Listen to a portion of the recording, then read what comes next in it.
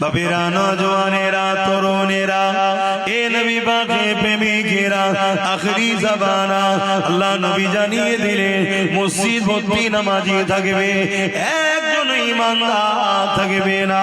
যার ঈমান নেই তার নামাজের তো কোনো কাজে লাগবে না।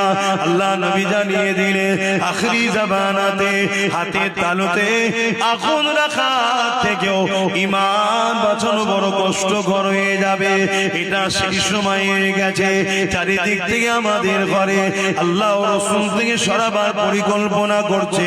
কেউ আমাদেরকে গান দিয়ে ডাকছে, কেউ আমাদেরকে ফাংশন দিয়ে ডাকছে, কেউ আমাদেরকে মেলা দিয়ে ডাকছে, কেউ আমাদেরকে জুয়া দিয়ে ডাকছে, কেউ আমাদেরকে নাচ দিয়ে ডাকছে, কেউ আমাদেরকে শরাবের দোকান খুলে ডাকছে।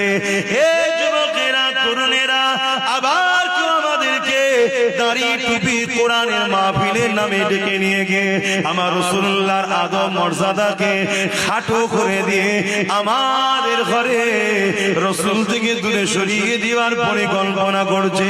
এরকম একটা কঠিন সময়, এই জন্য আল্লাহ রাসূল বললেন হাতে তালুতে আগুন রাখা থেকেও ঈমান বাঁচানো বড় কষ্টকর হবে। সেটা এই সময় এসে গেছে। তাই বলে দিয়ে যায় আল্লাহ রাসূলকে মহব্বত করে, আল্লাহ নবীকে প্যার করে, যে নবী আমার সারাটা জীবন তোমার আমার জন্য কেঁদেছে, আজও কাঁদছে। কিয়ামতের এই কঠিন দিনেতে যখন এমন করে জাহান্নাম লম্বা লম্বা শিকাবার করে গুনাহগারদের ধরতে যাবে, ওই সময় জিবরাইল আলাইহিস সালাম ঘোষণা দেবে আল্লাহর জাহান্নাম উম্মতে মুহাম্মাদির দিকে তেরে তেরে যাচ্ছে। ওই সময়তে আমার আল্লাহ রাসূলের কানে এই আওয়াজটা যখন চলে যাবে, নবী আমার আল্লাহর আরশ আজিমের উপরে মাকামে সম্মানে সিংহাসনে বসে শাফাআতের তাজ পরে বসে থাকবে। এই কথা যখনই রাসূলুল্লাহর কানে যাবে, নবী আমার ওখান থেকে নেবে মাকামে মাহমুদ বলে একটা জায়গা আছে, ওই জায়গাতে সিজদায় পড়ে যাবে, চোখের পানি ফেলে কাঁদতে থাকবে। এত তারিফ প্রশংসা আল্লাহর করবে, ইতিপূর্বে আল্লাহ তারিফ প্রশংসা এত কেউ করতে পারেনি। আমার নবী পাকের তারিফ প্রশংসা শুনে আল্লাহ পাকের জালাল, আল্লাহ পাকের রহমতে দুনিয়ায় জোশ মেরে উঠবে। আমার আল্লাহ বলবে আমার হাবিব সারা জীবন জন্নাতি করে কেঁদেছে, আজকে দিনে আপনি আর কাঁদবেন না। আমি আল্লাহ ওয়াদা করেছিলাম ওয়ালা সাওফা ইউতিকা রাব্বুকা ফাতারদা, যত চিরে আপনাকে এত দিয়া দেব, যতক্ষণ পর্যন্ত আপনি খুশি না হবেন আপনার দোয়া আজকে আমি আল্লাহ কবুল করব। আরো জোরে বলুন সুবহান। আশা করা যায় আমার নবীকে আল্লাহ এত ভালোবাসে, গুনার পাহাড় দিয়েও যদি কোনো উম্মত ওঠে, আশা করা যায় কিয়ামতের দিন নবীর খাতিরে সে জান্নাত চলে যাবে। বলুন ইনশাআল্লাহ, বলুন ইনশাআল্লাহ। কিন্তু ওই উম্মত গুলোকে দেখে বড় আফসোস লাগে যারা নবীর দ্বীনকে মিটাচ্ছে। আজ আমার উম্মত ভাইরা আছে দ্বীন মিটাচ্ছে, গান শোনা দ্বীন মিটানো নয়, নিজেকে মিটাচ্ছে। কিন্তু গানের আড্ডা তৈরি করা, মুসলমানের ছেলে মেলা দেয়, মুসলমানের ছেলে জুয়ার আড্ডা দেয়, মুসলমানের ছেলে ফাংশনের নেতৃত্ব দেয়, তার মানে কি পাপের আখড়া তৈরি করলো। এটা ইসলামকে মিটানোর সমান পাপ। শুনছো আমার ভাইরা? এই কথাগুলো বলা দরকার আছে না? হতে পারে আমার সেই সকল ভাইদের কানে যেতে যেতে আল্লাহ চাইলে একদিন তাকে হিদায়াত হয়ে যেতে পারে। আর যদি পরিবর্তন হয়ে যে মেলা ফাংশন গান বন্ধ করে দেয়, তাহলে সে ভাইটা তো বেঁচে যাবে। গুনাহ করে ফেলেছে, আশা করা যাচ্ছে আল্লাহ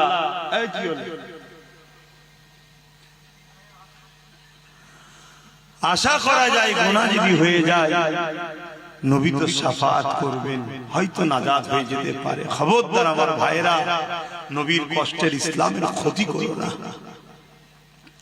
আল্লাহ নবী জীবনে কত কষ্ট হয়েছে, এ নওজওয়ানেরা, আল্লাহ নবী জীবনে এমনও দিন গেছে নবী আমার সিজদায় পড়ে রয়েছে।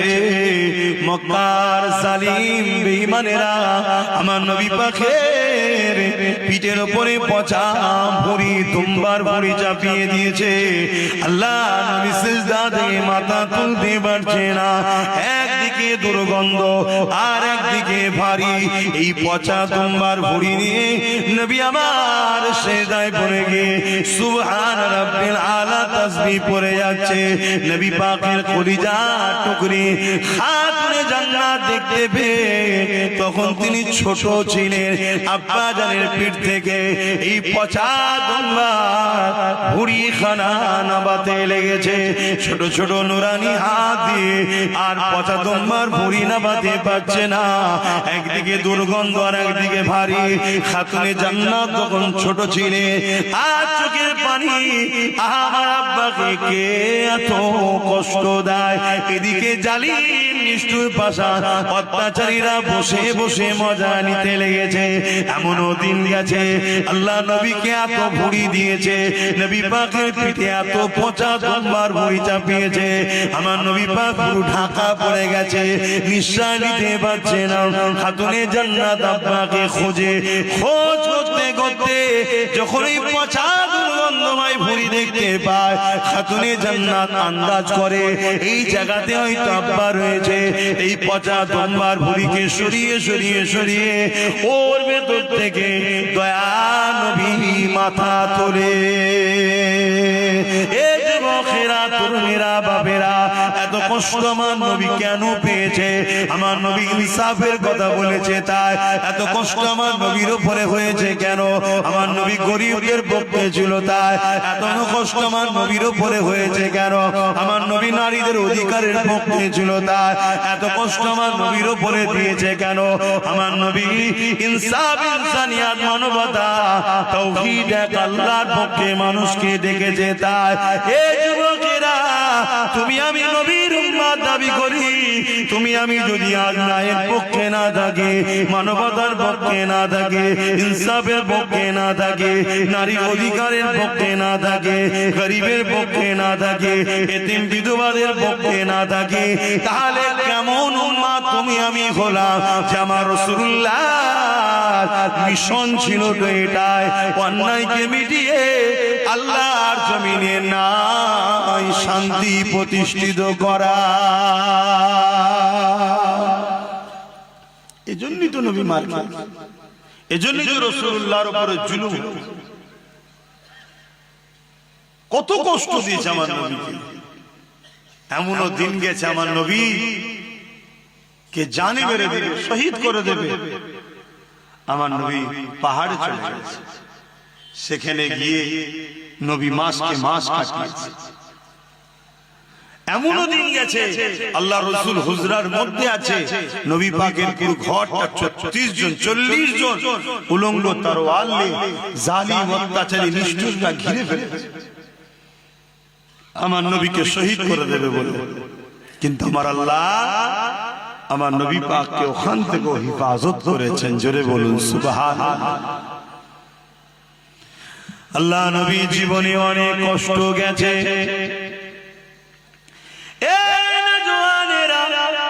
আল্লাহ নবী যখন মক্কার মানুষের কাছে দিনের কথা বলে মক্কার মানুষ শুনতে চায় না, নবী আমার তায়েফের জমিনে চলে যায়। এদিকে মক্কার জালিম নিষ্ঠুর নেতারা তায়েফের মানুষদিগকে জানিয়ে দেয় মক্কা থেকে মুহাম্মদ রাসূলুল্লাহ যাচ্ছে, যিনি তাওহীদের কথা বলে, যিনি গরিবের ইনসাফের কথা বলে, যিনি নারীদের অধিকারের কথা বলে, যিনি মানবতার কথা বলে, যিনি ন্যায়ের কথা বলে, যিনি প্রেম ভালোবাসার কথা বলে।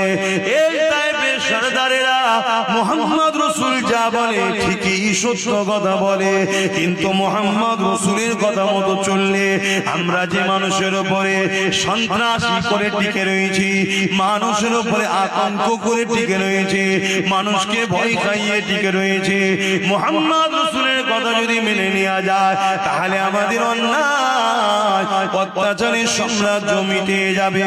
এই মুহাম্মদ রাসূলকে তায়েফের জমিনে ঢুকতে দিও না, তাকে বাধা দাও, বাধা দাও।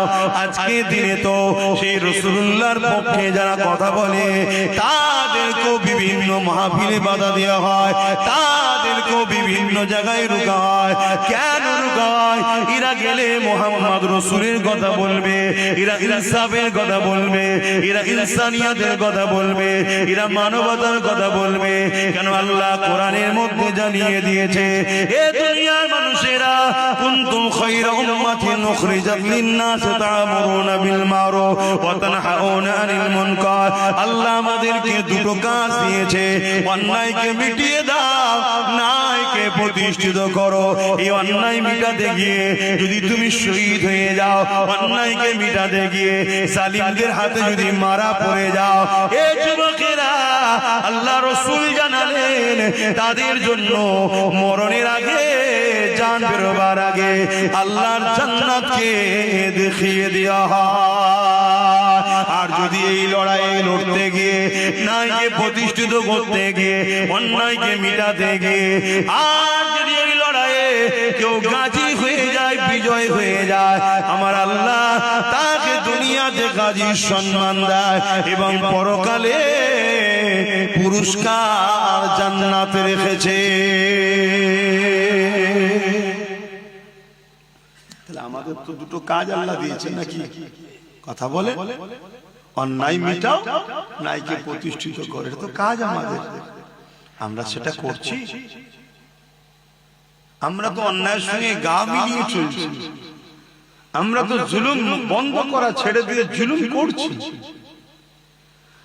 আমাদের অনেকের ধারণা হয়ে গেছে ইসলাম নামাজ, রোজা, দাড়ি, টুপি, হজ, যাকাত, নামাজ পড়লেই হয়ে গেছে, রোজা রেখে নিয়েছি হয়ে গেছে, একবার হজ করলেও মিটে যাবে।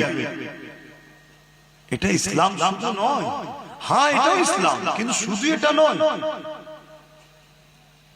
সমাজে এতিমের উপরে জুলুম হবে, আপনি এতিমের পাশে দাঁড়াবেন না, আর আপনি বলছেন আমি নামাজ পড়েছি। সমাজে বিধবার উপরে অত্যাচার হবে, আপনি তার পাশে দাঁড়াবেন না, আপনি বলছেন আমি রোজা রেখেছি। মানুষ মসজিদগুলোকে যেভাবে কারুকার্য ভাবে করছে, হ্যাঁ আল্লাহর ঘরকে ভালোবাসেন, করুন, কিন্তু অপরদিকে এই সমাজের গরিবদের ঘরে মানুষ দেখে, আল্লাহর ঘর কাঁচা হলেও নামাজ হয়ে যাবে, কিন্তু গরিব যদি খেতে না পায়, ওই সমাজের প্রত্যেককে কিয়ামত দিন আল্লাহর কাছে জবাব দিতে হবে। কথা শুনছেন তো নাকি? হ্যাঁ, আপনি প্রতিবেশী, আপনার প্রতিবেশীর খোঁজ নিতে হবে না? এটা কি ইসলাম নয়? কিয়ামতের দিন অনেক লোককে আল্লাহ ধরবে, তুমি কোথায় যেতে চাও? সে বলবে আল্লাহ আমি নামাজ, রোজা, হজ, যাকাত করেছি, আমি জান্নাতে যেতে চাই। আমার আল্লাহ তখন বলবে, আবু দাউদ শরীফের হাদিস, দুনিয়ায় যখন আমি ভুখা ছিলাম, ক্ষুধার্ত ছিলাম, তুমি কি তখন আমায় খেতে দিয়েছিলে? বান্দা তো অবাক হয়ে যাবে কিয়ামতের দিন, আল্লাহ আপনি তো আল্লাহুস সামাদ, কারো মুখাপেক কি নাই, ক্ষুধার্তর তো মুখাপেক কি আপনি নন, তাহলে আপনাকে কেন খেতে দিতে হবে? আমার আল্লাহ বলবেন, তোমার গ্রামে অমুক ঘর, অমুক গরিব, অমুক এতিম, সে তো ক্ষুধার্ত ছিল, সেটা কি আমার নয়? ওকে যদি দিতে আমাকে দেয়া হতো, ওকে দিওনি, আমাকে দিওনি, আমি তোমায় আজ জান্নাত দেব না। আজকে বলুন, গরিবদের পাশে কেউ আছে? বলেন, আমার কথা বলেন, গরিবদের কেউ দেখে? এটা কি ইসলাম নয়? আল্লাহ নবী বসে আছেন, এক ইহুদি আসলো, আল্লাহ নবীকে জিজ্ঞাসা করলো, ইয়া রাসূলুল্লাহ, হাবিবাল্লাহ, ইসলামের সবথেকে ভালো কাজ কোনটা? আল্লাহ নবী নামাজের কথা বলেনি, রোজার কথা বলেনি, হজের কথা বলেনি, দাড়ি টুপির কথা বলেনি, জুব্বা পাগড়ির কথা বলেনি, মসজিদ মাদ্রাসা বানানোর কথা বলেনি। আল্লাহ নবী বলেছিলেন ইসলামে সব থেকে ভালো কাজ হলো ক্ষুধার্ত মানুষকে খানা খাওয়ানো।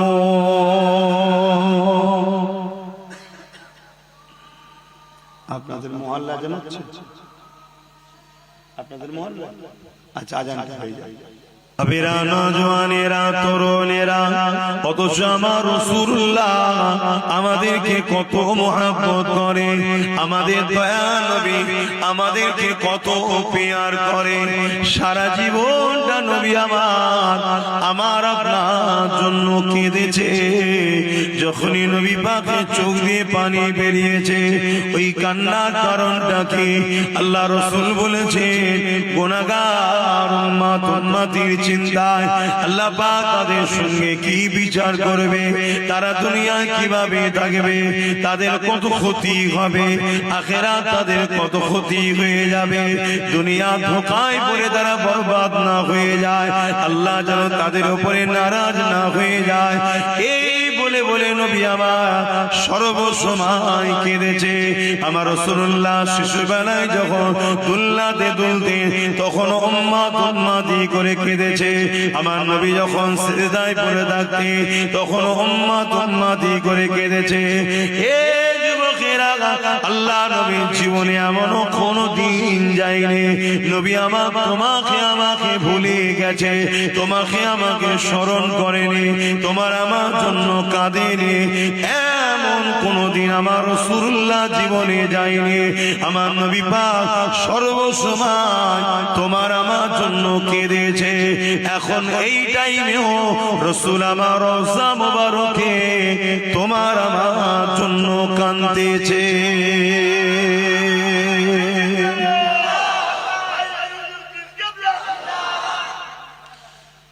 আমরা কি কখনো কাঁদলাম রাসূলের জন্য? আমরা কি কখনো ভাবলাম, আহা কত রাসূল মার খেয়ে জুলুমকে মিটিয়েছে, অন্যায়কে মিটিয়েছে, খুনকে মিটিয়েছে, নারীদের অধিকার দিয়েছে, গরিবের অধিকার দিয়েছে, বিধবার অধিকার দিয়েছে। আল্লাহ রাসূল কত কষ্ট করে পৃথিবীর মানুষকে আল্লাহ চিনিয়েছে। আমরা কি কখনো ভাবি সেই নবীর কথা? সেই রাসূল আমাদের কাছে একটা দিন রেখে গেছে, সেই দিনের পাহারাদার হয়ে আমরা বাঁচবো। এই চিন্তা কি আমার ভাইয়েরা বাপেরা কখনো করেছেন? প্রত্যেকে যদি নিজের পরিবারটাকে গার্জিয়ান হয় যে আমার পরিবারে রাসূলের দিনের বিরোধী কোনো কাজ হবে না, আমার পরিবারে আমি রাসূলের দিনের পাহারাদার হব, তাহলেই তো সুন্দর একটা সমাজ গড়ে ওঠে। আল্লাহ বাজে দুনিয়াকে ফানা করে দেবে, আল্লাহ বাজে দুনিয়াকে শেষ করে দেবে। এই সময়তে কতদিন দুনিয়া এইভাবে থাকবে আল্লাহ পাক ভালো জানে। যেদিন ময়দানে মাশরে বিচারের দিন ঘোষণা করবে, আল্লাহ পাক সর্বপ্রথম আমার নবী পাককে উঠাবে। এ নওজওয়ানেরা, হযরত জিবরাইল আলাইহিস সালাম কে আর হযরত ইসরাফিল আলাইহিস সালাম কে আল্লাহ পাক জমিনে পাঠাবে। ও হযরত জিবরাইল, ও হযরত ইসরাফিল বা মিকাইল, ফেরেশতারা যাও দুনিয়া জমিনে চলে যাও, আমার হাবিবকে গিয়ে আজকে উঠিয়ে নিয়ে আসো। হযরত জিবরাইল আলাইহিস সালাম দুনিয়া জমিনে চলে আসবে, তাম পৃথিবীটাকে তন্ন তন্ন করে খুঁজবে আমার রাসূলুল্লাহ কোথায় রয়েছে। হযরত জিবরাইল খুঁজে পাবে না, জমিন থেকে আওয়াজ দিতে লাগবে, ও রব্বি আল্লাহ, আপনার হাবিব কোথায় রয়েছে? আমি জিবরাইল খুঁজে পাচ্ছি না। আল্লাহ পাক বলবেন, জিবরাইল রে, জমিনে কান লাগিয়ে লাগিয়ে শোনো, যে খান থেকে দেখবে কান্নার আওয়াজ আসছে, ওই জায়গাতে আমার খাবে তিনার গুনাহগার উম্মত উম্মতিদের নাজাতের জন্য আমি আল্লাহ আমার কাছে কাঁদতেছে। আরো জোরে বলুন সুবহান।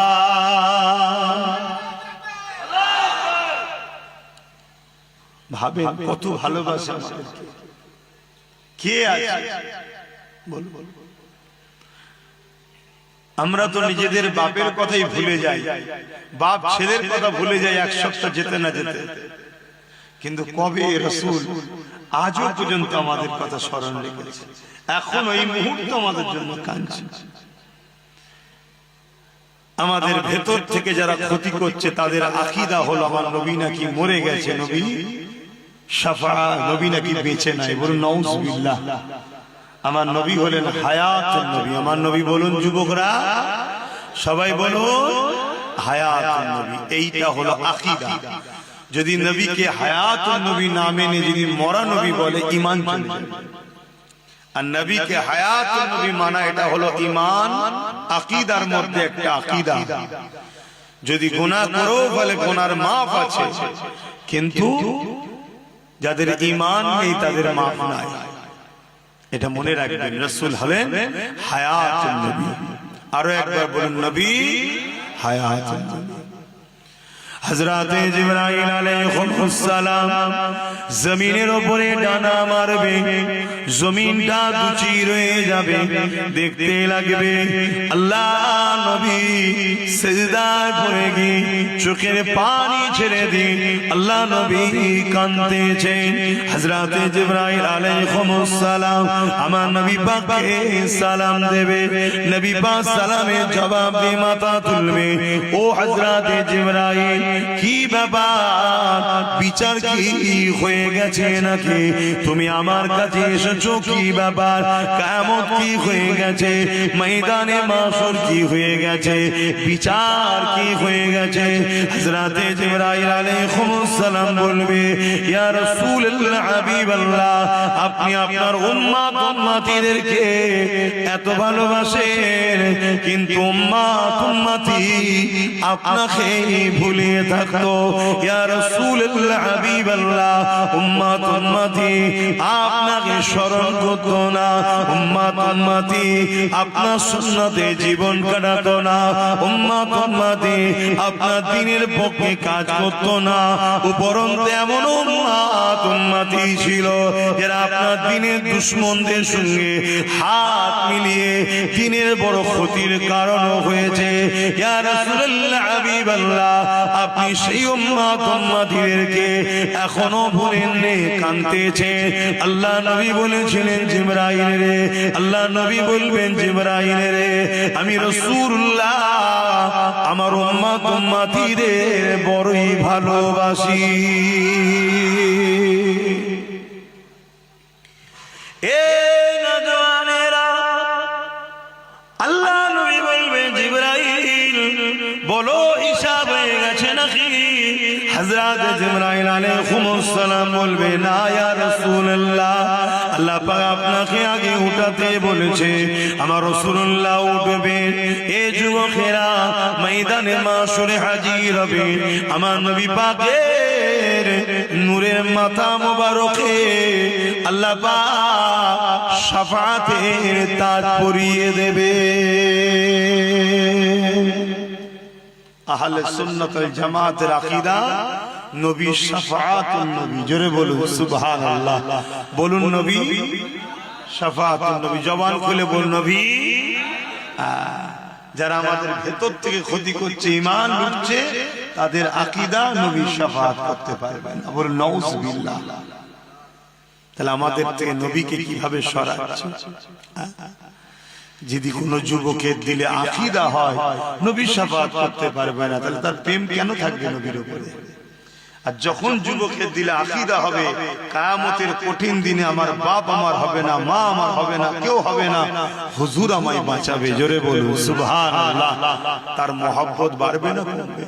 তাহলে আমাদেরকে কিভাবে হুজুর থেকে সরাচ্ছে? কেন এই মহব্বত কমাচ্ছে? একটাই কারণ, ঈমান যাতে চলে যায়। আর ঈমান চলে গেলে 1 কোটি মরা মানুষ দ্বারা কোনো উপকার লাগবে? 1 লক্ষ কোটি বেঈমানের দ্বারা কোনো কাজে লাগে না। কথা বুঝে আসছে? আমাদেরকে বেঈমান করতে চাইছে।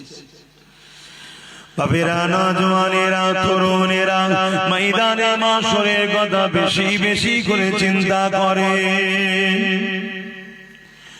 এ নওজওয়ান তরুণেরা, আল্লাহ পাক কোরআনের মধ্যে জানিয়েছেন, ওয়ালতানজুরু নাফসুম মা কদ্দামাত লিগাদ, প্রতিটা নফসের উচিত পরকাল নিয়ে বেশি বেশি করে চিন্তা করা। সাহাবা হুজুররা জিজ্ঞাসা করলে, ইয়া রাসূলুল্লাহ হাবিবাল্লাহ, ময়দানে মাশরটা কেমন হবে?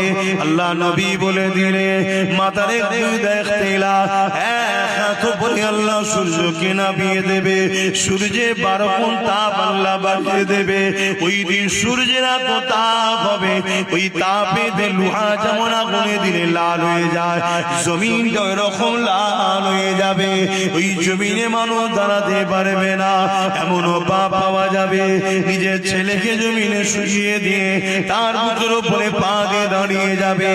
এমনও ছেলে পাওয়া যাবে, নিজের বাপকে জমিনে শুইয়ে দিয়ে তার বুকের উপরে পা দিয়ে দাঁড়িয়ে যাবে। এমনও মেয়ে পাওয়া যাবে, তার মাকে জমিনে শুইয়ে দেবে। এমনও মা পাওয়া যাবে, তার মেয়েকে জমিনে শুইয়ে দেবে। এক কথায় যার উপরে যা চলবে তাকে জমিনে শুইয়ে দিয়ে তার বুকের উপরে পা দিয়ে দাঁড়িয়ে যাবে। কেন? জমিন লোহা যেমন পুরে পুরে লাল হয়ে যায়, এই সূর্যে তবে জমিন লাল হয়ে গেছে, এই জমিনে মানুষ দাঁড়াতে পারবে না। এ যুবকেরা, বাপেরা, মায়েরা, বোনেরা, ওই দিনটা তোমার কি আমার কি হবে? আল্লাহ নবীর এই কথা শুনে সাহাবা হুজুররা কাঁদতে লাগলেন, ইয়া রাসূলুল্লাহ হাবিবাল্লাহ, আমাদের কি হবে উপায়? ভাবো, আমরা এইগুলো বুঝাই কেন? শুধরাই যেতে আমার ভাইরা, হালকা বয়সে ভুল ভ্রান্তি একটু হয়ে যায়, কিন্তু আখিরাত ভুলে গেলে হবে না। মৃত্যু কত তোমার আমার আশপাশের মানুষ সব এসেছিল, এক এক করে সব চলে গেছে। দেখো, আমার অনেক ভাই বোন, তারা আমাদেরই ভাই হবে জানি মনে হচ্ছে। দেখো বাইরে দাঁড়িয়ে আছে, অনেক ভাই আছে, দেখো এই দিকে দাঁড়িয়ে আছে। এই যে আমার ভাইয়েরা এগুলো করছে, এখন তো উচিত না, এগুলো কি উচিত? আপনারা কি বলছেন? এটা কি উচিত? তারা তো আমাদেরই ভাই নাকি, আমাদেরই তো নাকি। তাহলে এগুলো তো বুঝতে হবে যে যাই একটু বসি, এখানে বসলে গুনাহ মাফ হয়, কিন্তু হাই নসিব যদি আল্লাহ না চায় হয় না, এটাও ঠিক কথা। আল্লাহ যদি না চায় হয়।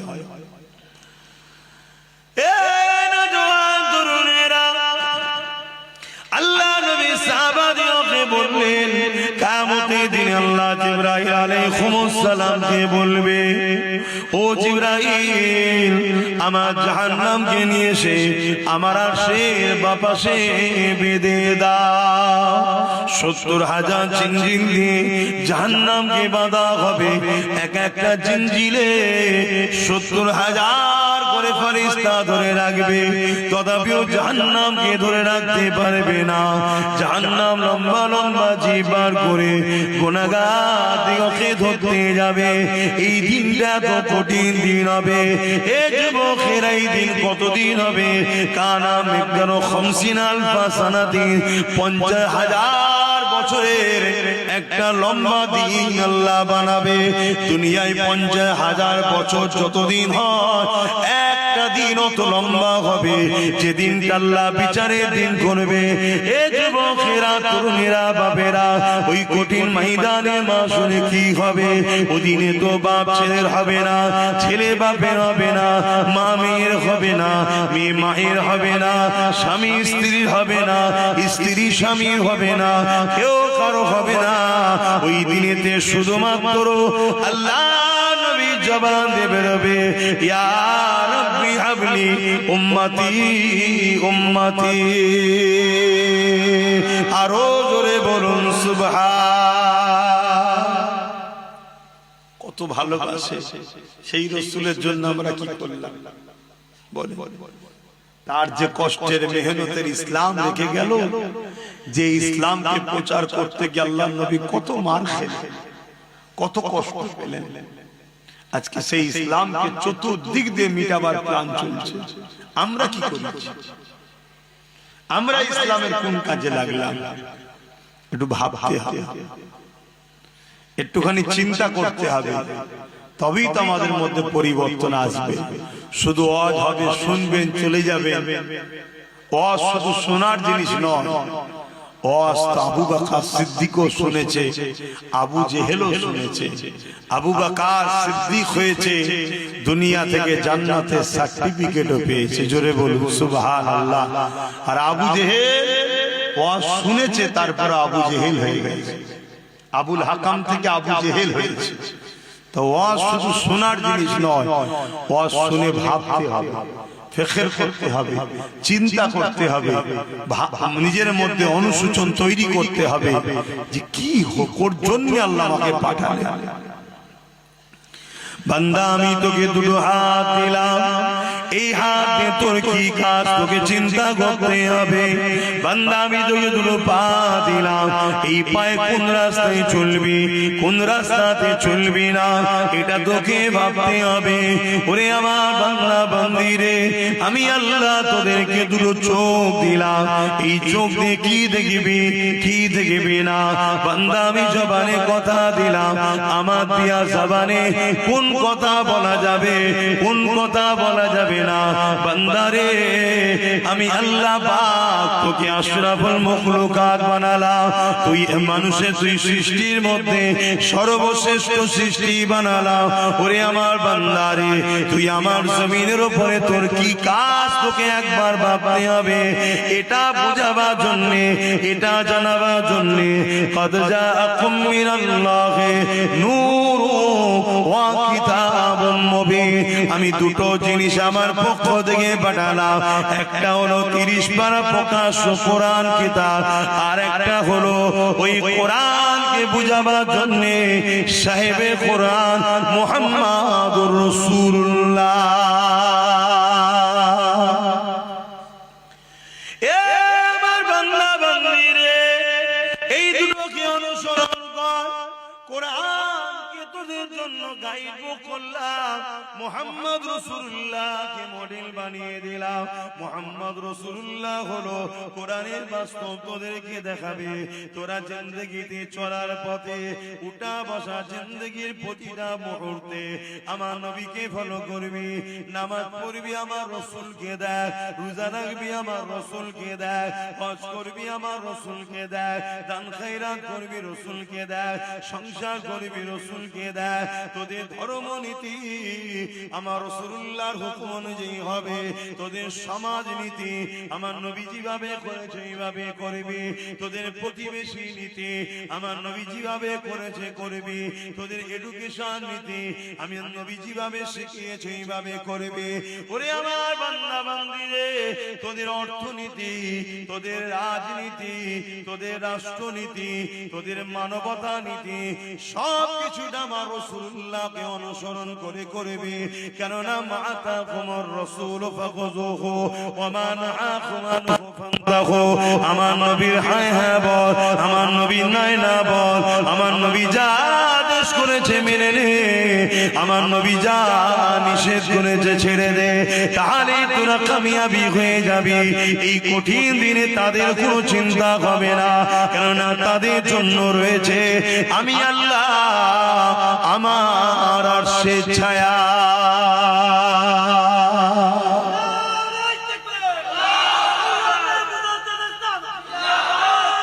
আল্লাহ।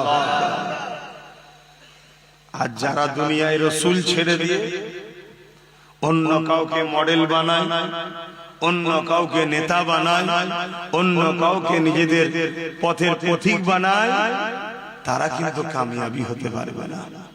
উলামাদেরকে আমরা ভালোবাসবো, পীরকে ভালোবাসবো, আলেমকে ভালোবাসবো, ইমামকে ভালোবাসবো। উদ্দেশ্য একটাই, পীর আলেম উলামা মুফতি যেই হোক, যদি আমাকে রসুলের সঙ্গে জুড়তে চায় তবে তাকে ভালোবাসবো।